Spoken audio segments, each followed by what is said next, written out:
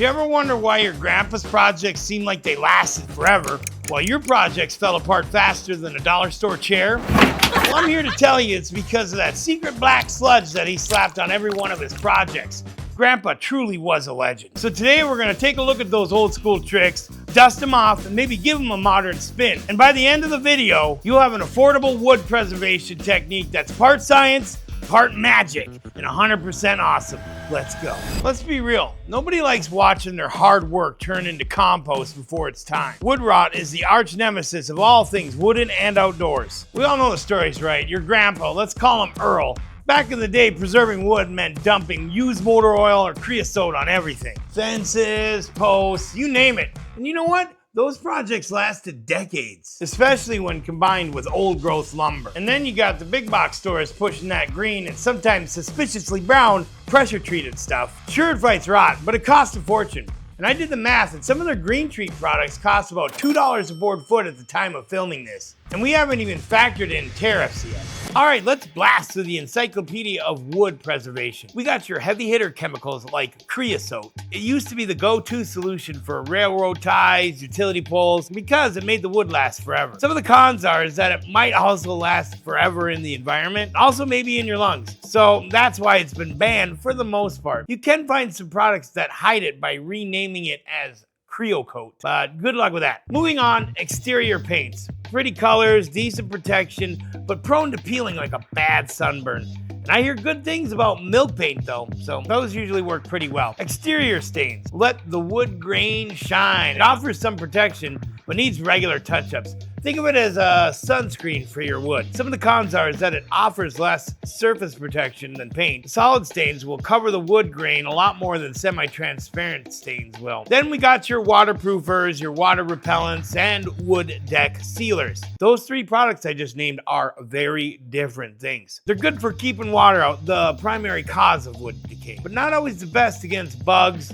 mold, and fungal infections. You can look at it like this. Waterproofers and water repellents are like a light raincoat for your wood. They help to keep the water out but do nothing for the sun and rot. Wood deck sealers, on the other hand, offer more protection from the sun and fungal attacks, but they definitely cost an arm and a leg from big box stores, probably because they work. And they know it too. The cons is that they need to be reapplied regularly. While I was at Walmart today, I've also found another product that I wanted to test out. So along with the Control and the Copper Coat, we're also going to be testing out the Olympic Water Guard Clear Wood Sealer. It was only 12 bucks. Might as well test it, see how well it does. I don't really know much about it, but it says it's got 4-way protection, whatever that means. It repels water, provides sunblock. It's a registered trademark. Sunblock UV protection. It provides a mildew resistance coating, also claims to penetrate the surface for superior protection. So we're gonna seal up this piece of wood here. And as you can see, I got my helper today, Mr. Helpy Helperton, helping out. Aren't you, Kendall? Smile if you agree with me. See? It says to apply one thin coat. We got the wood sealer on there. We're gonna let it dry and then go from there. Borax. Great for killing bugs on the inside. Great for laundry too, but not so hot for when it's raining cats and dogs outside. Literally, it washes away. So I'm not sure why people even do it. I've heard people even using used cooking oil. Don't use it. It's basically food for mold and fungus. Now, beeswax.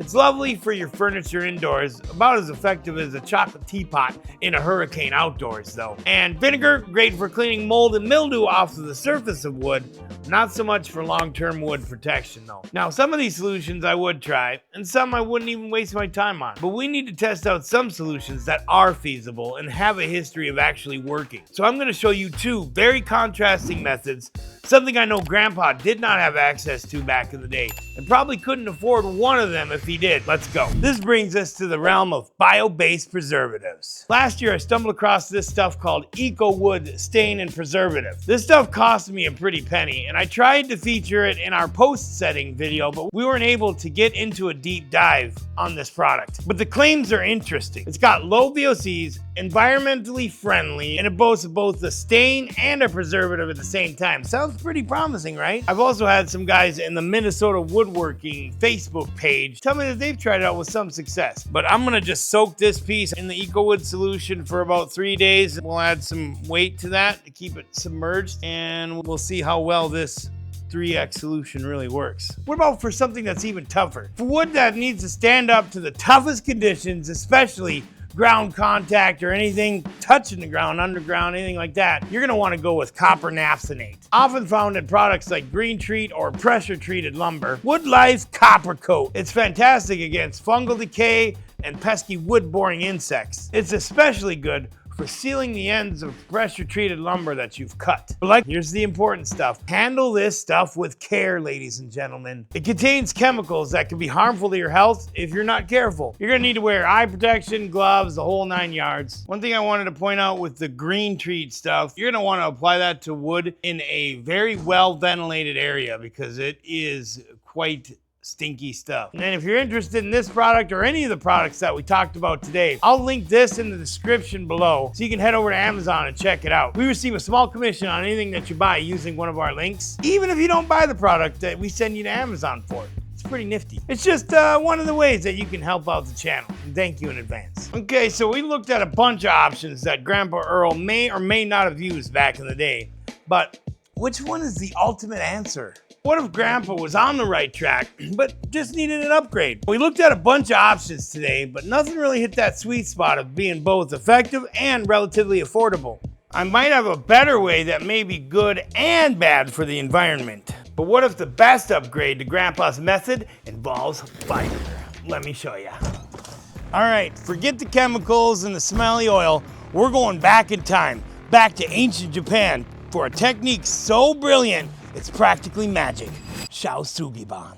This isn't just burning wood, folks. It's a controlled charring process that transforms the wood's surface, making it incredibly resistant to rot, pests, and other stuff that might damage the wood, and even resistant to fire itself. We're gonna burn some samples to test them out with some different finishes too. Before we get started, we wanna make sure that we got all the safety equipment that we need. We got gloves, we got eye protection, and then some water there to put out the boards once we're done burning them. Over there we got fire extinguisher, just in case things get out of hand. The Japanese did this way differently. They put 3 boards together in a triangle pattern, stuffed kindling in the middle of the board, and then lit the kindling on fire, let the fire spread up through the middle of the board like that. That's probably a more eco-friendly way of doing it without having to use propane, but since we got propane, we'll just torch these bad boys real quick and get it over with. Fire!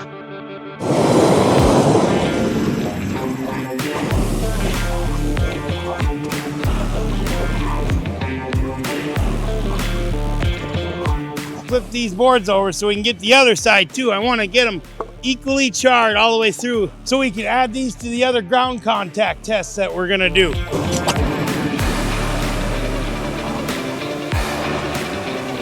When you got the samples well charred, grab some water and we can put it out easier.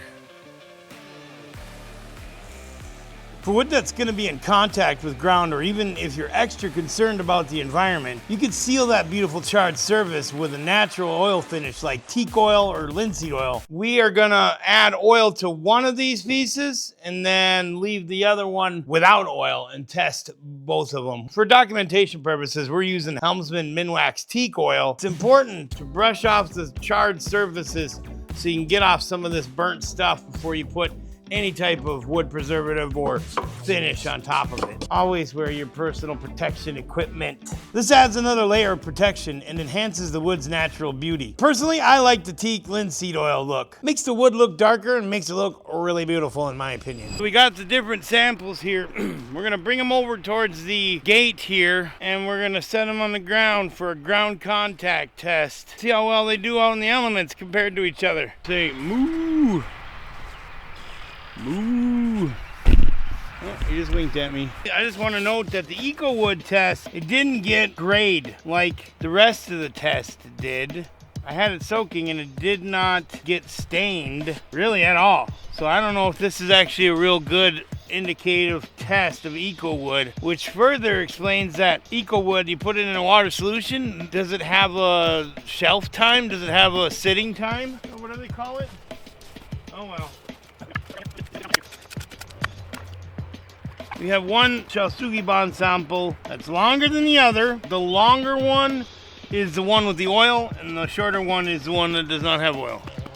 We got the Control, the Eco Wood, the Shou Sugi Ban with teak oil, clear wood sealer, copper coat, and then just regular old Shou Sugi Ban with no sealer, no oil. We'll check in on it in a year, check in on it again in 2 years, find out what happens. Unfortunately, wood tends to crack on the ends as it dries, so even with Grandpa's best methods, we need to prepare for the worst. When wood opens up like this, moisture can get inside of the wood, leaving it vulnerable to attacks from mold, fungus, and other stuff, ultimately rot. No matter how much wood preservative we apply to the wood, we gotta remember to build better too. Regardless if you think these methods like using old motor oil are bad for the environment, I want you to choose the one that you think will be the safest. This, along with using thicker materials, will make sure that your projects will last longer and potentially saving lives. Now, all this knowledge is fantastic, but knowing how to preserve your wood is only half the battle. Knowing the right type of finish you use for your outdoor projects is just as important. That's why in this video right here, we're gonna show you the best finish for outdoor projects and why no one is talking about it. We'll see you there, brother and sister. What did the cow say to the Joker? You're amusing.